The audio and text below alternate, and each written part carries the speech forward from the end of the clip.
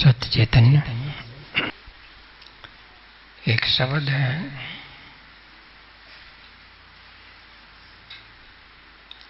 कोई और नहीं सकी सब अपना।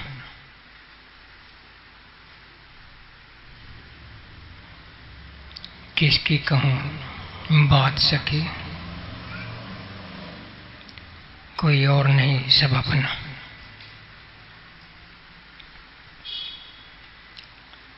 सभी शकल का प्रीतम मेरा, नहीं और का तकना। जहाँ देखूं वहीं दिखे, ऐसा है मेरा अपना। अलख विराज सब नैनन में, टूट गया मेरा सपना। तुझ में मुझ में सत चैतन्य, मेरी मांग भरा रंगना। किसकी कहूँ बात सकी, कुछ और नहीं सब अपना। शब्द है, एक अनुभव है। ऐसा शब्द पहले पहले पैदा नहीं होता है, समय लेकर जब बोध हो जाता है एक परमात्मा का, तब जाकर के ऐसा निखराव होता है कि कोई कह सके रे किसकी कहूँ बात, कुछ और नहीं सब अपना।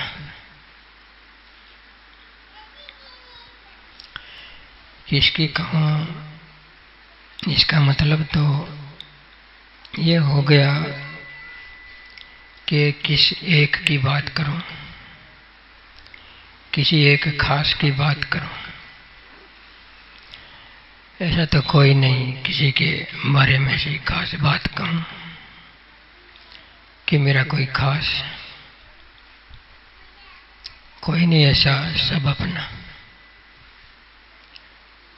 सब छांट के देख लिया कि कोई विशेष, कोई खास, किसकी बात करूं।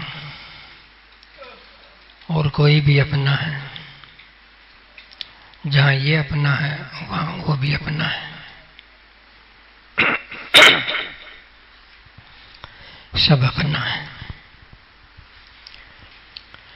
कि एक आदमी शीशे को बार बार साफ करे और मुंह को साफ ना करे। शीशा खूब चमका लिया, मुंह देखे तो भी शायद दिखे। मुंह खराब होगा तो खराब दिखेगा, शीशा कितना भी साफ हो। तो मुंह को साफ कर ले तो साफ दिख जाए। शीशा साफ हो, मुंह साफ हो, बात बन जाए।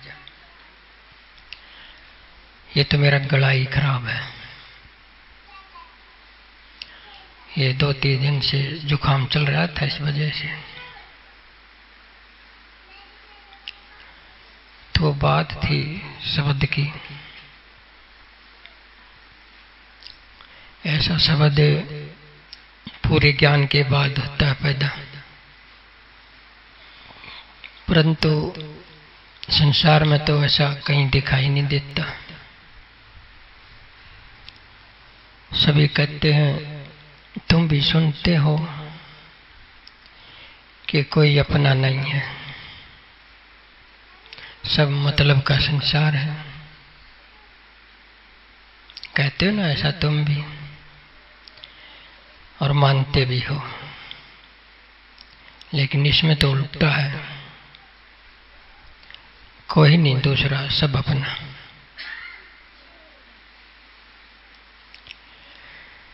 तो ये बात कैसे हजम होगी आपको,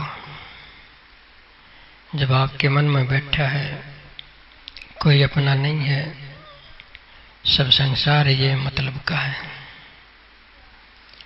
भाई है उनको मतलब का है, बाप है बेटा है सब मतलब के हैं, पति है पत्नी है सब मतलब के हैं, साथी है दोस्त है सब मतलब के हैं। समय पर सब उल्टे हट जाते हैं। कोई छोड़ के चला जाता है, कोई धोखा दे जाता है, कोई मर जाता है। तो ये भाव पैदा हो ही जाता है कि कोई अपना नहीं, कोई अपना संगी नहीं है खास। तो ऐसी स्थिति में आप क्या करोगे? कैसे प्रेम कर सकोगे किसी से? कैसे एकपन में आएगा तुम्हारा भाव? तुम तो मानते हो कोई अपना नहीं, कोई अपना नहीं तो तुम किससे संबंध रख सकते हो? ठीक ठीक, किससे प्रेम रख सकते हो? किसी से नहीं। प्रेम भाव एकपन तो तभी होगा जब सभी तुम्हारे अपने हो, कोई गैर न हो।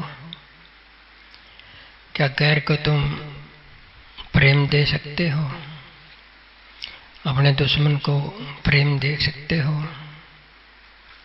जो तुम्हें नुकसान देता हो प्रेम दे सकते हो?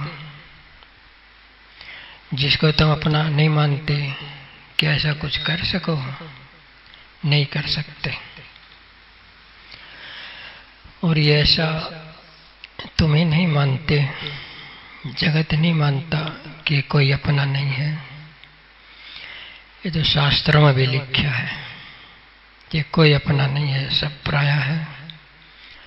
छोड़ चलो इस संसार को, बस एक परमात्मा चाहिए। एक परमात्मा नहीं तो केवल गुरु चाहिए। बाकी संसार में अपना कोई नहीं है। लेकिन इस बात को तो भूल जाते हैं, क्या हम भी ऐसे हैं? हम भी तो ऐसे नहीं हैं। ऐसा तो नहीं हो हम भी किसी के नहीं हो। दूसरा तो तुम्हें अपना नहीं लगता, तुम किसको लगते हो? तुम्हारे मन में कब आता है मैं उसका हूं? तुम्हारे मन में ऐसा नहीं आता कि हम किसी के नहीं। तुम्हारे मन में तो ये हम सब किसी के हैं, कोई हमारा कोई नहीं।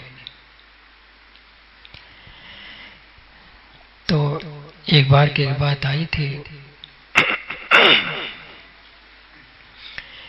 कि अभिमन्यु युद्ध में लड़के वीर गति को प्राप्त हुआ और उसको स्वर्ग मिल गया। लड़का मरे, दूसरे ने मार के मरे, वो भी स्वर्ग में। ध्यान करे, प्रेम करे, वो भी स्वर्ग में। अंतर क्या हुआ? मारो काटो, अंत में स्वर्ग में। तो ये शास्त्रों में है, आखिर में जो है परमात्मा याद आ जाए, कितने काटो मारो, अपने फर्ज पर डटे रहो काटने मारने को, तो स्वर्ग मिले। जो ज्यादा काट दे, ज्यादा मार दे, वो बड़ा अक्षत्रिय, वो बड़ा महान। इस प्रकार के आदमी को जो पारितोषिक मिलता है वो स्वर्ग मिलता है। ऐसे बढ़ा चढ़ा के लोगों को लड़ाते मारते रहते हैं कि लड़ो मरो मिटो। तो आखिर में तुमको फिर भी वीर गति प्राप्त होगी। वीर रहते रहते मर गए तो वीर गति प्राप्त होगी। अब उसको भी वीर गति प्राप्त होगी, स्वर्ग में चला गया। अपने काम पर डटा रहा, बस इतना ही है। जो काम पर डटा रहा हो, अच्छा बुरा हो, स्वर्ग में जागा। डटन की बात कह रखी है, लेकिन बुरे पर नहीं डटना चाहिए, अच्छे भाई डट के स्वर्ग में जा सकते हो। ये तो शास्त्रों की बातें हैं। तो अर्जुन भी वहां चला गया। बाद में वीर गति को प्राप्त होके वो भी चला गया। वहाँ अभिमन्यु वहाँ तो नाच देख रहा था, परियों के नाच देख रहा था, शराब गुटक रहा था, मस्त था। स्वर्ग में ऐसा ही तो वर्णन करते हैं कि वहाँ शराब की नदियाँ बहती हैं, वहाँ अप्सराएं ऐसे घूमती हैं जैसे तितलियाँ बाग में। सब मौज है, जो करो जी करो, जैसा भोगो भोगो। सब भोग विलास की व्यवस्था है वहाँ पर। तो ये स्वर्ग है। कोई स्वर्ग का हमारा भजन ध्यान या दान पुण्य ना करे, ये लिख रखा हुआ तो भोग विलास। ये तो यहाँ भी है, यही कर लो। वहाँ पता है कि ना है तो लिखा है बस। तो वो तो मस्त था, अपना जश्न मना रहा था स्वर्ग का। अर्जुन चला गया। अर्जुन ने देखा कि वो मेरे को पहचानेगा, कि मेरा पिता आ गया, सलाम करेगा, आ बैठ करेगा, लेकिन उसने कुछ ना किया। अर्जुन खड़ा खड़ा देखता रहा। अपमान से भर गया कि मेरा बेटा मेरे को पूछ भी नहीं रहा है, आदर भी नहीं कर रहा है। तो आखिर में अर्जुन ने पूछ लिया, अरे अभिमन्यु, मैं तेरा पिता हूँ, तू मेरे को पूछता भी नहीं। उसकी तरफ देख के फिर अपने जश्न में लग गया, अपनी खुशी में, भोग विलास में लग गया। फिर दोबारा कहा, अरे तू मेरे को पहचानता नहीं, कहने के बाद भी मैं तेरा पिता हूँ, तू मेरा बेटा है। कहेगा कौन किसका बेटा, कौन किसका पिता, न जाने कितने बार तू मेरा बेटा हो चुका, मैं तेरा बेटा, तू मेरा बाप, मैं तेरा बाप, कोई किसी का नहीं है। समझ गए इस बात ने? ये शास्त्रों में लिखा कि कोई किसी का नहीं है, कोई संबंध टिकाऊ नहीं है, सब अस्थाई है। आज है, कल नहीं है, कल नहीं है, आज है। तो इनका कोई वास्ता नहीं, सब बेवफा है, सब संबंध है। तो अर्जुन तो बैठ गया, मुंह लटका गया कि यह क्या हो गया। अब यह बात एक सोचने की है कि अर्जुन को तो उसमें कुछ दिखाई देता था, अपना बेटा।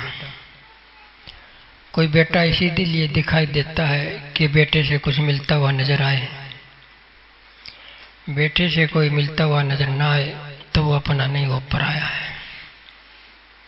कहते हैं ना, मतलब सब मतलब का है संसार है। जो उसने समझ लिया कि मतलब नहीं है अब इसको, अभिमन्यु को कोई मतलब नहीं रहा उसमें, अर्जुन में मतलब नहीं रहा तो क्यों पहचानेगा। मतलब निकला और पराया, मतलब आया और अपना। अर्जुन को तो अभी मतलब था, अभी सोचता था बेटा है, बेटा है, स्वार्थ में ये आदर करेगा, स्वागत करेगा, सम्मान देगा। ये थोड़ी सी आस थी उससे, ये थोड़ा सा स्वार्थ था भीतर का। अब वो पूरा नहीं होता, मुंह लटका के बैठा है कि कोई किसी का नहीं। होता है ऐसा संसार में। अगर तुम्हें कोई देता है, तुम्हारी भलाई करता है, तुम्हें उससे कोई तृप्ति मिलती है, ऊपर की मिलती है कि भीतर की मिलती है, वो तुम्हें अपना लगता है। अगर नहीं मिलती है, वो तुम्हें अपना नहीं लगता है। फिर कहते हो मतलब का संसार है। अब उससे तुम्हारा मतलब सिद्ध नहीं हो रहा है तो अपना नहीं है। तुम भी इसी कैटेगरी में आ जाते हो। अगर तुम्हारे से किसी का मतलब सिद्ध नहीं होता, तुम भी उसके कुछ नहीं लगते। तो अपने पराये का अभिप्राय अर्थ समझ गए हो। कि अपना पराया कुछ नहीं है, सब एक परमात्मा की मौजूदगी है। जो अपना बनाता है, पराया बनाता है, वो स्वार्थ है, वो मतलब है। मतलब निकल जाए तो कोई किसी का नहीं लगता। तो मतलब को देख लो आप, जड़ तो ये मतलब है, स्वार्थ है। इसके कारण सब खड़ा है। इसी के कारण तुम कह देते हो कोई किसी का नहीं है। तुम्हारा स्वार्थ सिद्ध ना हो तो कोई किसी का नहीं, सिद्ध हो तो अपना है। ये अपने पराये का भाव केवल स्वार्थ पर खड़ा है, तुम्हारे आदान प्रदान पर खड़ा है। अगर इसकी बजाय तुम्हें ज्ञान हो जाए एक परमात्मा का, प्रेम का, फिर कोई भी तुम्हें पराया नहीं लगेगा, कोई दूसरा मन नहीं लगेगा, दुश्मन नहीं लगेगा। नहीं कहोगे मतलब का संसार है। मतलब सिद्ध होता रहे तो तुम नहीं कहोगे मतलब का संसार है। मतलब सिद्ध ना हो तो तुम्हारे जमीन निकल जाती है पैरों के नीचे से। लेकिन तुम खुद भी वहीं खड़े हो, खुद को भी देखो। अगर हमारे से मतलब किसी का सिद्ध नहीं होता, वो हमें भी कह देगा कोई किसी का नहीं है। यह अपने पराये का सवाल नहीं है, यह अपनी समझ का सवाल है। अगर समझ आ जाए, ज्ञान हो जाए तुमको एक तत्व का, एक स्वरूप का, फिर ये शब्द तुम्हारे लिए साबित हो जाएगा कि ठीक है। अगर तुम अज्ञानी हो, व्यक्ति रूप हो, स्वार्थी हो, अहंकारी हो, फिर ये बात चलेगी कि संसार मतलब का है, कोई किसी का नहीं है। सब अपने लगेंगे, सबके स्वरूप में परमात्मा को ही देखोगे। किसके काटोगे, किसको छांटोगे, किसको अपना बनाओगे, किसको पराया बनाओगे। सब एक से हैं ज्ञान की अवस्था में, तब ये बात नहीं चलती। सब एक से हैं, सब कुछ एक सा है, तब की ये बात है। किसकी कहूँ बात से की, कोई और नहीं, सब अपना। ये बातें समझ में आती है तुमको? मतलब छोड़ के देखो, तुम सच्चे एक होकर के देखो, फिर ये बात नहीं आएगी। कोई एक तुम्हारा विशेष नहीं बनेगा, सभी तुम्हारे विशेष हो जाएंगे। वहाँ किसी के घर में गया हुआ था, समझाने के लिए ये बातें बताता हूँ मैं, कि उसका जो पत्नी थी, घर वाले की, उस भाई की, वो गुरु भगत थी, तगड़ी गुरु भगत। दूसरे गुरु को तो वो जीव भी ना देखे, दूसरे आदमी को तो वो जीव भी ना देखे, उसको आदमी नहीं देखे, केवल गुरु को देखे कि यही है सब कुछ। कहते हैं ना, चाहे रूठो सारा संसार, मेरा सतगुरु राज्य चाहिए।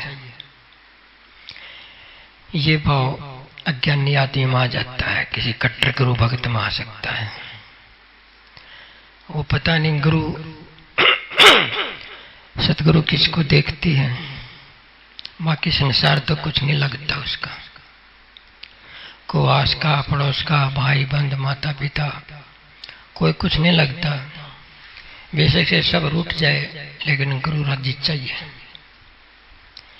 अगर उसका गुरु ऐसा हो, सभी के अंदर उसको दिखाई देता हो, सभी के रूप में उसका गुरु ही साबित हो, व्यवस्थित हो, कि ऐसी बात कह सकती है। उसने तो एक रूप को छांट लिया, बस यही है सब कुछ, बाकी को छोड़ दिया। ऐसा आदमी कैसे कहेगा कि सखीरी कोई और नहीं, सब अपना? वही कह सकता है जिसको अपना सतगुरु सभी में दिखेगा, सबके रूप में दिखेगा। या सतगुरु कहने का मतलब ये नहीं है कि व्यक्ति रूप में जो तुम्हारा गुरु होता है वही सतगुरु होता है। यहाँ जितना भी समस्त अस्तित्व है, समस्त सत्य है बाहर भीतर, ये सतगुरु है। ये सच्चा गुरु है, तुमको मिस गाइड नहीं कर सकेगा। समस्त अस्तित्व, ये हमारे जैसे गुरु, सतगुरु बोलने वाले, ये तो इस अस्तित्व की एक किरण होते हैं, वो भी विकृत किरण, पूरी साफ नहीं, पूरी सफेद नहीं, थोड़ी बहुत तुम्हारे से उज्जवल होती होगी, पूरी उज्जवल नहीं। ये उस गुरु सतगुरु की बात नहीं है, ये उस गुरु सतगुरु की बात है। जैसे सूर्य है, ऐसे एक अस्तित्व है संपूर्ण सच्चैतन्य चैतन्य, उसकी हम सब किरणें हैं, गुरु सतगुरु सब उसकी किरणें हैं। ये उस सतगुरु की बात है। और वो भाई इतनी मेहनत करता, इतना ईमानदार सर्विस करता, सुबह चला जाता, शाम को आता, महीने में तनख्वाह ले आता। और जो उसकी औरत थी वो बीमार थी, उसकी बड़ी सेवा करता डट के। मैं सोच रहा था कि बड़ा भला आदमी है, लेकिन भला आदमी तुम जानते हो उसको कोई कुछ नहीं सोचता, क्योंकि अपने आप देता है, उसमें कोई अकड़ नहीं है नहीं देने की। वो बचाव नहीं करता अपना, अपने को पूरा का पूरा दे देता है। जो अपने को पूरा का पूरा देते उसकी कदर नहीं रहती, तो थोड़ा सा बचा के रख दे, थोड़ा सा महत्व बना के रख ले, थोड़ा सा आदमी खुशामंद करेगा कि और भी दे दे। लेकिन जब उसने पहले ही दे दिया तो दे दिया, अब क्या है लेने को, आम आदमी है फिर। तो आदमी वो ऐसा, एक दिन चूक हो गई, मैं देख रहा था, थोड़ा सा लेट हो गया सेवा में।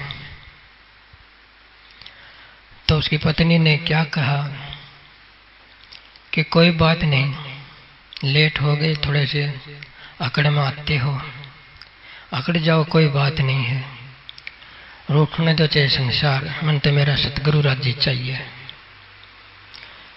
अब वो भला आदमी काम तो सतगुरु वाला कर रहा है, सतगुरु की तरह से उसकी सेवा करता है। सतगुरु सेवादार ही होता है, स्वामी नहीं होता। तो वो तो उसकी सेवा कर रहा है जी जान से। थोड़ी सी ढील होने से वो कह देती है कि रूठो चाहे संसार, मन तो मेरा सतगुरु राज्य चाहिए। अब मैं सुन रहा था कि देख कैसी गुरु भगत है, ये कैसे देखेगी एक परमात्मा को सब तरह। जो परमात्मा का कार्य कर रहा है, उसके चारों तरफ उसको संभाल रहा है, सब कुछ को दे रहा है, सुख दे रहा है, उसको तो कहते कि बेशक से रूठो, मन तो मेरा सतगुरु राज्य चाहिए। अब ऐसी गुरु भक्तियां हैं संसार में, कट्टर गुरु भगत। अब ये कैसे देखेंगे सतगुरु मेरा, प्रीतम मेरा, सभी सकल का, नहीं और का तकना, और का नहीं तकना। यही मतलब है कि सभी जगह जिस भी रूप में दिखे वो परमात्मा है। और का तकना हो जाएगा, जैसे अगर मैं कह दूं कि मेरा सतगुरु राज्य चाहिए है, ये केवल एक पर अटक गया, एक रूप पर अटक गया, एक पर भी नहीं बल्कि एक रूप पर अटक गया। एक रूप पर अटक गया तो ये तकना है। आज तकने का दूसरा अर्थ क्या लेते हो तुम? कोई किसी को तके तो उसको कहते हैं किसी दृष्टि में खोट है। तकने का असली अर्थ ये है, अज्ञानता के साथ किसी को देखे तो समझो ये खोट ही है, ये तकना ही कहलाएगा। इस तरह से आप ना तक लेना किसी को कि कोई एक है, उसको ही तुम सर्वत्र देखो, सब रूपों में उसको व्यापक देखो, जो सो भी है एक परमात्मा है। समझते हो यहाँ तक? इससे तुम्हारी दुई खत्म हो जाएगी, दवैत खत्म हो जाएगी। टूट गया मेरा सपना, ये सपना सा तुम्हारा टूट जाएगा जब तुम्हारी आंख खुल जाएगी। सपना कब टूटता है? जब आंख खुल जाए। आंख तब ना खुले तो सपना नहीं टूटता। सपना सत्य लगता है, सपना ठीक लगता है, ये शक भी नहीं होता कि ये सपना है। लेकिन थोड़ी सी पलक खुली तो सपन गया, ये पलक इन आँखों वाली पलक नहीं है, ये चेतना की पलक है, ये होश की पलक है, तुम्हारी जागृति की सजगता की पलक है। एक बार या थोड़े से खुल जाए तो टूट जाए मेरा सपना।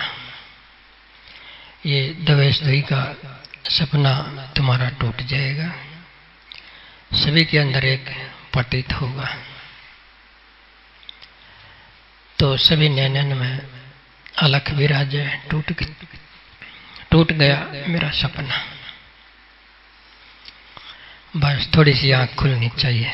ये आँख ही खुलने में नहीं आती। ये संसार समझो एक सपने के समान है, लेकिन सपने के समान कब है? जब ये तुमको सत्य लगता हो। जब तुमको ये सत्य ना लगे तो फिर तुम कहीं और जाओगे। सत्य लगेगा जब तक सपना है। सपना लगे तो सत्य है, सपना ना लगे तो सपना टूट गया।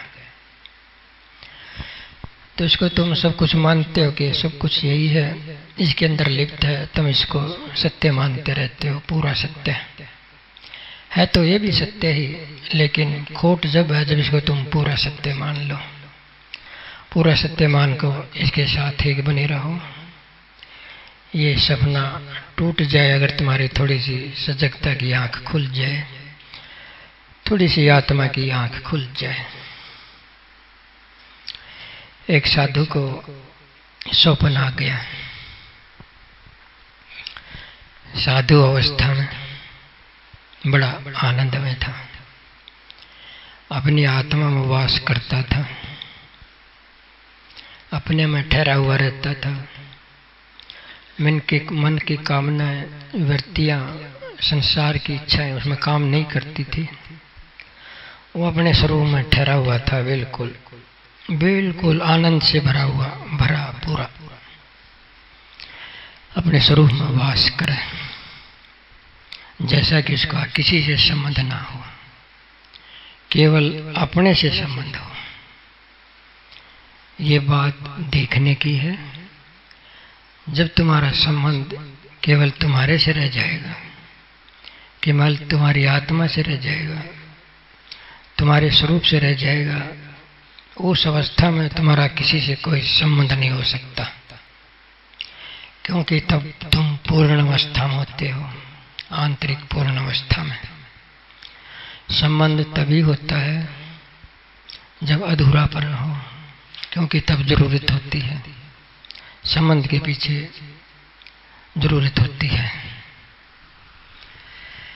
तो वो साधु ऐसे ही अपने मस्त अलमस्त अपने आप में, जैसे कि उसका कोई अता पता नहीं, कोई नाम नहीं, कोई रिलेशन नहीं, कोई संबंध नहीं, कोई स्वरूप नहीं, खाली अपने में मौजूद, केवल एक मौजूदगी, बस खाली मौजूदगी और कुछ नहीं। जिंदी मौजूदगी का क्या मतलब? जैसे कोई कपड़ा पड़ा है जमीन पर, लेकिन वो जिंदा नहीं है। वो मौजूदगी हो लेकिन वो जिंदा नहीं है। अगर वही कपड़ा जिंदा भी हो और कपड़े की तरह से पड़ा हो तो वो मौजूदगी है। तुम ऐसे ही जिंदे कपड़े की तरह पड़े रहो, बैठे रहो, चलते रहो, वो तुम्हारी मौजूदगी है, तुम्हारा जिंदेपन की मौजूदगी। तो उस महात्मा को आ गया सोपन क्यों आ गया? उसने किसी से कहते सुन लिया था कि पहले तप है, तप से राज है। साधु लोग तपस्या इसलिए करते हैं उनको राज मिले। साधु अवस्था से भी बढ़िया मानते हैं राज को, राजा बनने को। उसने शुरू में ये सुन लिया था, तब साधु बना था। उसके मन में आ गया कि ये तो बड़ी अच्छी बात है कि साधु गति से भी राजा गति अच्छी है। अच्छा होता मैं राजा बन जाता। उसके मन में ये विचार आया था, लेकिन ये विचार निकल गया, कार्य में ना आ सके। राजा बनने की उन्होंने कोई कोशिश नहीं की। ख्याल आया था और ख्याल निकल गया और ख्याल भीतर रह गया याद के रूप में। बस जो ख्याल आवा वो तुम्हारे अंदर रह जाएगा, याद के रूप में तुम्हारे अंदर रह जाएगा वो। चाहे तुम भूल भी जाओ वो तुम्हारे अंदर जमा हो जाएगा, एक जमा किस्त हो जाएगी। बैंक में पैसे जमा करा के भूल जाते हो, जमा वो हो जाती है। भूल बेशक से जाओ, इसी को संस्कार कहते हैं। तुम कोई कार्य करो, विचार करो, भाव करो, वो तुम्हारे अंदर से गुजरेगा, गुजर जाएगा तो तुम्हारे अंदर छाप भी छोड़ देगा। उसकी याद तुम्हारे अंदर बनी रह जाएगी, वो तुम्हारी स्मृति को उसमें जमा हो जाएगा। जितनी भी स्मृति है आज तक की, जितनी भी याद है तुम्हारे अंदर जानी अनजानी, वो सब संस्कार का जमावड़ा है। समझते हो ना? तो वो संस्कार उसके अंदर जमा हो गया राजा बनने का। एक दिन मौका लेकर उस संस्कार ने अपने पैर पसार दिए। संस्कार प्रकट हुआ, जैसे उन्होंने सोचा था वैसे भीतर तस्वीर बननी शुरू होगी। उस तस्वीर की उसने गैल कर ली, उसके साथ ढलना शुरू कर दिया, उसके पीछे पीछे हो लिया तो राजा बन गया। तुम्हारे संस्कार आते हैं, उनके साथ तुम एक हो लेते हो। जैसे संस्कार होते हैं वैसा रूप तुम भी ले लेते हो। जैसे तुम हरिद्वार गए हो, हरिद्वार देखा है, तुम घर आ गए, सपने में फिर हरिद्वार देखने लग गए, वही का वो सीन फिर आ जाता है। ये और कुछ नहीं है, तुम्हारा देखा हुआ संस्कार प्रकट हो गया। तो सपने में बन गया वो राजा। अब राजा किसको कहते हैं?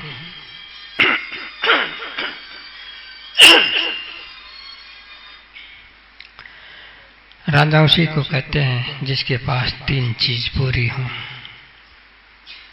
पावर, भोग विलास, पावर, भोग विलास, शक्ति।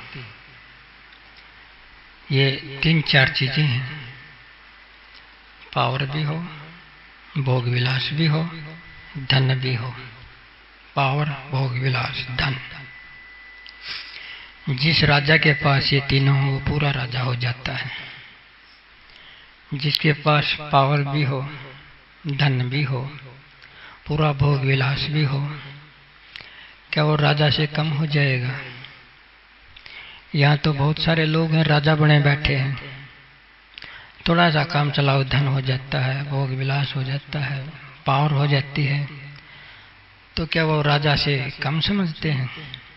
नहीं, संसार में जिनके पास थोड़ा सा हो जाता है वो राजा ही घूम फिर रहे बन के। राजा से कम ना समझो। धरती उनको ओट तो रही है, थोड़ी सी चेतन हो तो फेंक देगी, लेकिन ओट रही है, छाती है इसकी। तो वो तो राजा बने फिरते हैं।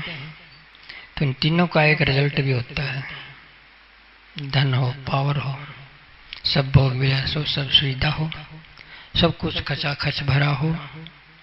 इसका एक और भी अर्थ होता है, वो होता है अहंकार। जहाँ ये तीनों आ जाएंगे वह अहंकार शिखर में आ जाएगा। तो वो सोपन में राजा बन गया, तीनों चीज उसके पास थी और अहंकार ने तो आना ही था। कभी किसी राजा को हराना ही सोचता, किसी को राजा को जीतने की सोचता, कभी कुछ हुक्म करता, कहीं भोग विलास करता, कहीं किसी पर नाजायज शक्ति का प्रयोग करता। राजा है ना, बिल्कुल नीरस, भीतर स्वरूप नहीं, बाहर सब कुछ। इसका मतलब होता राजा। बाहर सब कुछ, भीतर कुछ नहीं। एक समय था उस साधु के अंदर भीतर सब कुछ था। अब एक समय है उसके पास के भीतर का कुछ नहीं है, बाहर का सब कुछ है। अब वो अहंकारी है, तब वो प्रेम स्वरूप था। इतना अंतर आ गया। समझो जैसे मरुस्थल नहीं होता है, मरुस्थल में झाड़ियाँ होती हैं, धूल उठती है, वहाँ कुछ रस्सा नहीं होता है, वहाँ तुम जाओ तो भागने को जी करेगा मरुस्थल में। तो जिसके पास से भीतर का स्वरूप ना हो, वो मरुस्थल से कम ना समझना उसको। तो तुम भी कभी सोच करके देखो, जब तुम्हारे भीतर शांति ना रहे, संतोष ना रहे, प्रेम ना रहे, आपाधापी आ जाए, मतलब आ जाए, अहंकार आ जाए, तुम कैसे हो जाओगे? मरुस्थल जैसे हो जाओगे। अपना मूल्यांकन करके देखना। अगर ऐसा है तो तुम स्वरूप के लिए थोड़ी कोशिश कर लो, नहीं तो मरुस्थल के मरुस्थल होके मरना पड़ेगा, खाली भूखे सूखे तड़पते हुए प्यास से। ऐसा मरना चाहो तो ठीक है, इन तीन चीजों को पीछे पड़ जाओ, राजा जैसे बनने लग जाओ। सही में राजा नहीं बन सकते तो ख्याल से बनने लग जाओ, तो भी तुम्हारी यही गति हो जाएगी। तो साधु का जो है सपन टूट गया, आंख खुल गई, देखा बैठ के माथे का हाथ मारा बेचारा कि मैं कहाँ चला गया था, किस चीज को पूरा सत्य मान लिया था मैं उसमें कितना लिप्त हो गया था, लेकिन वो जो मेरा अब का स्वरूप है इसके मुकाबले में तो कुछ भी नहीं है। बस थोड़ी सी ये किरण भीतर की मिल जाए, टूट गया मेरा सपना। जब तक ये सपना नहीं टूटेगा, जब तक तुम इसको यूं का सत्य मानते रहोगे, सपने की एक खासियत है, सपना कभी झूठा नहीं लगता। सपना तब टूटता है तो वो सपना लगा है या तुम्हारी आंख खुल जाए। तो हम तुम सब सपने में जी रहे हो, ये एक बहुरूप है, अनेकों रूप है इसमें। ये अलग दिखाई देता है, वो अलग दिखाई देता है, उसके कर्म अलग हैं, उसके विचार अलग हैं, उसका रूप अलग है, उसका घर अलग है, उसकी प्रॉपर्टी अलग है। कुछ भी तो ऐसा नहीं है कि जो मिलता हो आपस में। तुम्हारे सिर के बाल हैं, ये हैं तो सारे बाल, लेकिन क्या एक बाल भी दूसरे बाल से मिलता है? एक भी नहीं मिल सकता। न कभी भूतकाल में मिला है, न अब मिल सकता, न आगे मिल सकेगा। तीनों कालों में ये विभिन्नता सत्य है, तीनों कालों में ये बनी रहेगी। लेकिन ये भी सत्य है कि ये सारे बाल हैं। इस सत्य को भी कौन छुपाएगा? चाहे सारे बाल भिन्न भिन्न हैं, लेकिन फिर भी बाल तो सारे बाल ही कहलाते हैं। बस यही बात है, एक एक बाल के साथ न रह करके तुम सारे बालों के साथ हो जाए तो फिर ऐसा हो जाएगा कि कोई और नहीं, सब अपना। तुम्हारी दुई की दृष्टि खत्म हो जाएगी, तुम चीजों को अलग अलग नहीं देखोगे, आदमियों को अलग अलग नहीं देखोगे, सबके रूप में एक ही परमात्मा को देखोगे।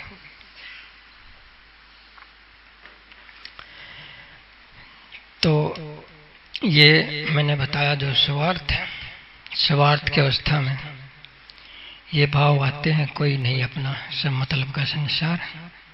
अगर स्वार्थ हट जाए, स्वरूप आ जाए, फिर ऐसा नहीं कह सकोगे कि सब संसार मतलब का है, कोई किसी का नहीं, फिर नहीं कह सकोगे। जब तक स्वार्थ है तब तक कहोगे, तुम्हारा स्वार्थ सिद्ध ना होगा तक कहोगे। स्वार्थ सिद्ध होता कहेगा तो सबको अपना बना लोगे, किसी को भी अपना बना लोगे। लेकिन स्वरूप अगर आ गया फिर ये समस्या नहीं आएगी। समस्या ये आती है स्वरूप की अवस्था में, अपने पर आएगी। लेकिन स्वरूप तुम्हारे अंदर आ गया आत्मा का तो फिर नहीं आएगी। इसलिए ये स्वरूप की अवस्था है कि किसकी कौन बात सकी, कोई और नहीं, सब अपना। अब कोई खास नहीं है अपना, सब अपने हैं। हमारा कोई भेदभाव नहीं है, जो आया सब अपना। भेदभाव नहीं कर सकोगे, सबके अंदर एक आत्मा के रूप में देखोगे। अलग अलग शरीर हैं, अलग अलग शरीरों के हिसाब से तुम अलग अलग नहीं देखोगे। एक दुकानदार था, उसके पास गया, ये स्वर्णमाल की बात है, एक सेठ था यहाँ, मैं उसके पास चला गया। मैं उसको नाम से नहीं जानता था, दुकानदार था, जैसे दुकानदार पर कोई चला जाए, दुकानदार को कौन जाने, जरूरी नहीं उसका नाम जाने, आता जाने, पता जाने। वह तो आदमी चीजें लेने जाता है, उसका कुछ जानने के लिए नहीं। तो मैं गया, वो मेरे को जाने था, मैं उसको नहीं जानू था नाम से। वो कहने लगा कि मेरे को जानते हो? कहने लगा हाँ जानता हूँ, खूब जानता हूँ तेरे को, तो मैं ऐसे ही जानता हूँ जैसे अपने आप को जानता हूँ। वो थोड़ा सा हैरान हो गया कि ऐसे कैसे जानता है, मेरा नाम क्या है? हाँ मैं नाम से नहीं जानता तेरे को, मैं तेरे रूप से नहीं जानता तेरे को, मैं तेरे कारोबार से नहीं जानता तेरे को, मैं किसी प्रकार से भी तेरे को नहीं जानता, मैं तेरे को चैतन्य से जानता हूँ। तू चैतन्य है मैं जानता हूँ, इतना काफी है मेरे लिए। मेरे लिए ये जरूरी नहीं कि तेरे को दुकानदार जानूं, कि तेरा नाम जानूं, कि तेरे को फलाना दकड़ा जानूं। मैं चैतन्य से तेरे को जानता हूँ। क्योंकि इसलिए जानता हूँ कि मैंने अपने आप को चैतन्य से जान लिया है। जब तक तुम अपने आप को चैतन्य से नहीं जानोगे तो दूसरे को चैतन्य से कैसे जानोगे? सबको जानने के लिए, सब जगह समान देखने के लिए अपने आप को चैतन्य स्वरूप जानना जरूरी है। तुमने हम चैतन्य स्वरूप है, उसका कोई आकार प्रकार नहीं है, लेकिन वो सर्वत्र है। सब शकल उसी की है, सभी शकल का प्रीतम मेरा, नहीं और का तकना। अब तुम्हारा प्रीतम तो ऐसा ही हो गया। अगर ये बातें हम गृहस्थी पर लागू करते हैं, जो शादीशुदा हैं वो तो मर गए, लेकिन ये तो आध्यात्म की बात है। कहते इसको दूसरी तरह से ले जाओ कि सभी शकल का प्रीतम मेरा। ऐसा ना हो कि तुम्हारी शादीशुदा, तुम्हारा एक पति है और तुम देखने लग जाओ कि सभी शकल का प्रीतम मेरा, के सभी के रूप अपना पति देखने लग जाओ और तुम्हारा सब कुछ खराब हो जाए। यहाँ की बात नहीं है, लेकिन मोड़ लेते हैं लोग इन बातों को, इस तरह से ऊपर आ जाते हैं। ये चैतन्य की ओर से, ये चैतन्य, ये तुम्हारा सुहाग, तुझ में मुझ में एक चैतन्य है ना, इसमें वही है, आप में वही है, मेरे रूप में है कोई भेद? यही सभी शक्लों में है। तो ये सभी शक्लों में जो है, जो बिना शक्ल का है, यही है मेरा अपना प्रीतम। ये भाव अपने विकसित कर लो। तुम्हारा द्वैत, तुम्हारा बैर भाव, तुम्हारा स्वार्थ, तुम्हारा अहंकार, जिस बात पर पालन कर लो और विचार करके देख लो, ढिल्ला जरूर हो जाएगा। अगर नहीं जाएगा, स्वरूप में चले गए तो बिल्कुल चला जाएगा।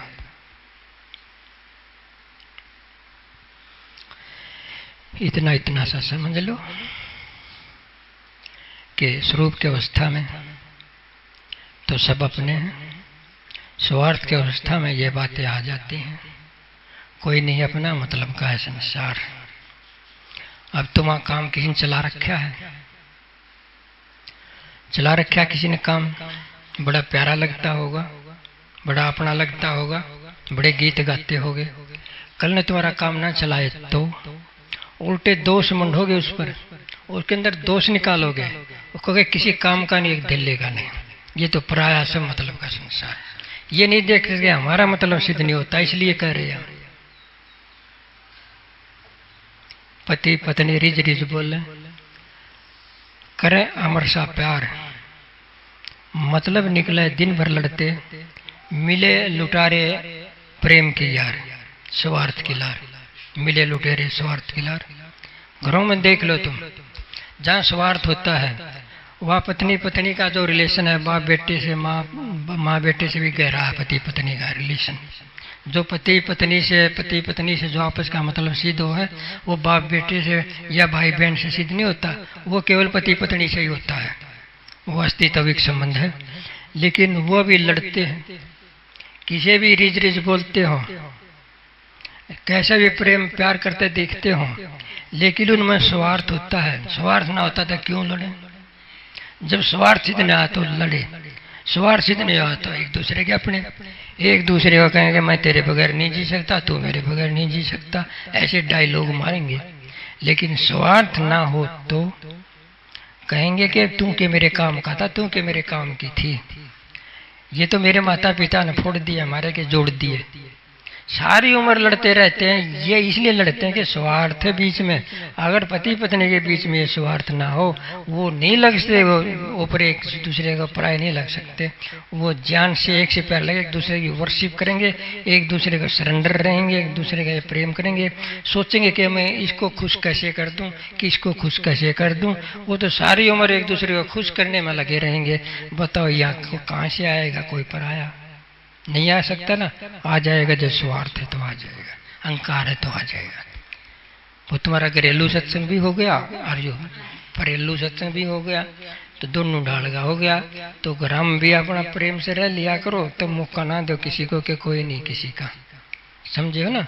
सब अपने यहाँ प्रेम होता है, ना हो तो कोई अपना नहीं। ठीक है? सत चेतन।